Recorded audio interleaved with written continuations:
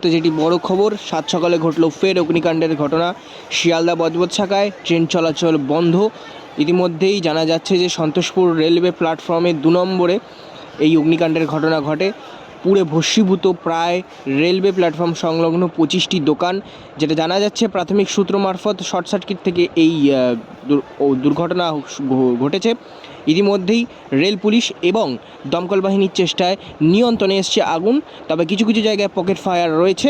ইতিমধ্যেই যেটা জানা যাচ্ছে রেল সূত্রের খবর, দীর্ঘ 1 ঘন্টা এই টানাপোড়েন চলার মধ্যে বন্ধ ছিল রেল চলাচল, এখন অনেকটা স্বাভাবিক হয়েছে বলে সূত্র মারফত খবর। আরেকবার জানিয়ে রাখি, সাত সকালে অগ্নিকাণ্ডের ঘটনা সন্তোষপুর রেলওয়ে প্ল্যাটফর্মে 2 নম্বরে।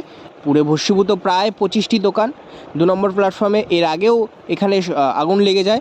এই রমজান মাসেই আগুন লাগে। গোটা বিষয়টা খতিয়ে দেখছে রেল পুলিশ এবং দমকল বাহিনী। আপাতত ফায়ার যেটাকে বলা হয় সেটা নিয়ন্ত্রণে রয়েছে। কিছু কিছু জায়গায় পকেট ফায়ার রয়েছে, তবে রেল চলাচল এখন আপাততভাবে স্বাভাবিক রয়েছে। ঘটনাটি ঘটে সকাল 6টা বেজে 4 মিনিটে।